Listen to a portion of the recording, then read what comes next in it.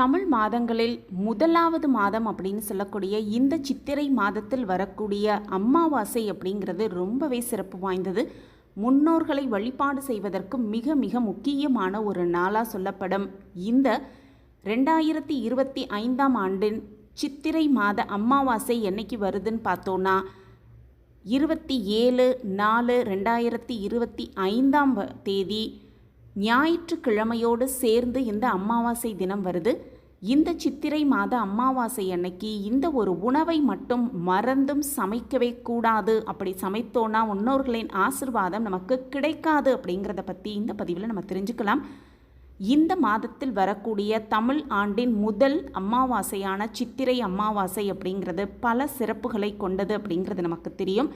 சித்திரை மாத அமாவாசை அன்னைக்கு அதிகாலையிலேயே பக்கத்தில் இருக்கிற குளக்கரையோ அல்லது ஆற்றங்கரை உள்ளிட்ட நீர்நிலைகளுக்கு போய் முன்னோர்களுக்கு திதி செய்வது அப்படிங்கிறது முன்னோர்களின் பரிபூரண ஆசிர்வாதத்தை நமக்கு கொடுப்பதோடு மட்டுமல்லாமல் முன்னோர்களினால் ஏற்பட்ட பாவங்களிலிருந்து நம்மை விடுவித்து காரிய தடைகளை நீக்கும் ஒரு அற்புதமான அமாவாசை இந்த சித்திரை அமாவாசை அப்படிங்கிறது கூடுதல் சிறப்பு. ஞாயிற்றுக்கிழமையோடு சேர்ந்து வரக்கூடிய இந்த சித்திரை மாத அமாவாசை தினத்தில் பித்ரு கடமை செய்வது மிகுந்த நற்பலன்களை நமக்கு பெற்றுத்தரும் அப்படிங்கிறது உண்மை. மொத்தமாக பார்த்தோன்னா 96 தர்ப்பணங்கள் இருப்பதாக ஆச்சரியர்கள் சொல்லுவாங்க. பொதுவாகவே ஒவ்வொரு அமாவாசை அது மட்டுமல்ல தமிழ் மாத பிறப்பு தினத்தில் தர்ப்பணம் கொடுப்பது மிக மிக சிறப்பு அப்படின்னும் தமிழ் வருடத்தின் முதல் மாதமான வரக்கூடிய இந்த சித்திரை அமாவாசை தினத்தில் நம்ம முன்னோர்களின் புகைப்படத்துக்கு மாலை அணிவித்து படையல் வைத்து அவர்களுக்கு தர்ப்பணம் கொடுத்து ஒரு 4 பேருக்காவது தானம் உணவு கொடுப்பது எல்லா வகையான நன்மைகளையும் நமக்கு பெற்றுக் கொடுக்கும் அப்படிங்கிறது உண்மை. நம்ம பரம்பரைக்கே மதிப்பும் மரியாதையும் கிடைக்கும் மட்டுமல்லாமல் வீட்டில் உள்ள துஷ்ட சக்திகள் அதிர்ஷ்டங்கள் நீங்கி நன்மையும் சந்தோஷத்தையும் நம்மளால் பெற்றுக்கொள்ள முடியும் அப்படிங்கிறது இந்த சித்திரை மாத அமாவாசைக்குரிய கூடுதல் சிறப்பு. இந்த சித்திரை மாத அமாவாசை முன்னோர்களுக்கு பிடித்த உணவை தயார் செய்து படையலாக வைத்து காகத்துக்கு உணவு வைத்த பிறகு நம்ம வீட்டில் இருக்கிற எல்லாருமே அந்த உணவை சாப்பிடுவோம்.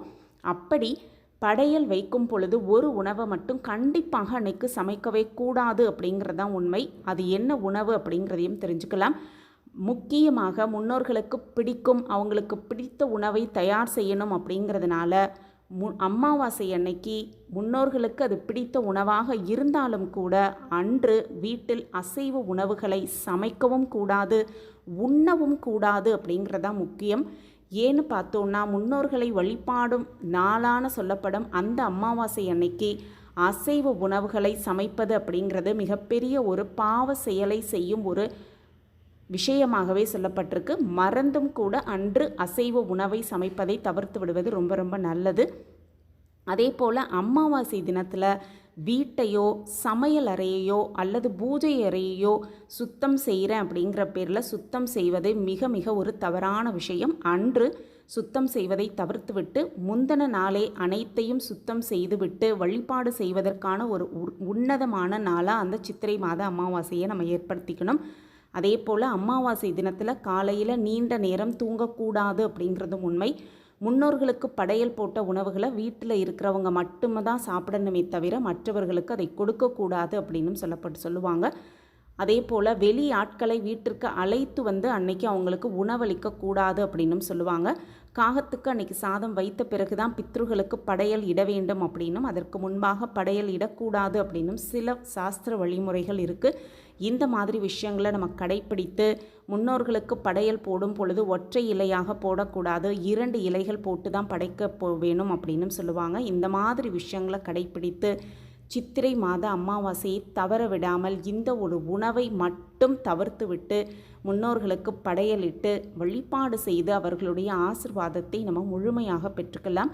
தடைகள் அனைத்தையும் நீக்கும் இந்த சித்திரை மாத அமாவாசை தினத்தில் முன்னோர்களை நினைத்து விரதமிருந்து கருப்பு வெள்ளை எல் கலந்த சாதம் காக்கைக்கு வைப்பது அப்படிங்கிறது மிக சிறப்பான பலனை உண்டாக்கும் அப்படின்னும் சித்திரை அமாவாசை நாளில் தொழில் நிறுவனங்கள் கடைகள் வைத்திருப்பவங்க பூசணிக்காயை வாங்கி திஷ்டி சுற்றி உடைத்தாங்கன்னா திஷ்டி கெட்ட கண்கள் நீங்கி வியாபாரம் நல்ல நிலைமையை அடையும் அப்படிங்கிறதும் இந்த சித்திரை மாத அமாவாசைக்குரிய கூடுதல் சிறப்பு. இந்த நாளை தவற விடாமல் வழிபாடு செய்து முன்னோர்களின் பரிபூரண ஆசிர்வாதத்தை முழுமையாக பெற்றுக்கொள்ளலாம். சகல சௌபாக்கியத்தோடு வளமாகவும் நலமாகவும் வாழலாம். இந்த பதிவு உங்களுக்கு பயனுள்ள பதிவாக இருக்கும் அப்படின்னு நான் நம்புகிறேன். மீண்டும் ஒரு புதிய பதிவில் பார்க்கலாம். நன்றி, வணக்கம்.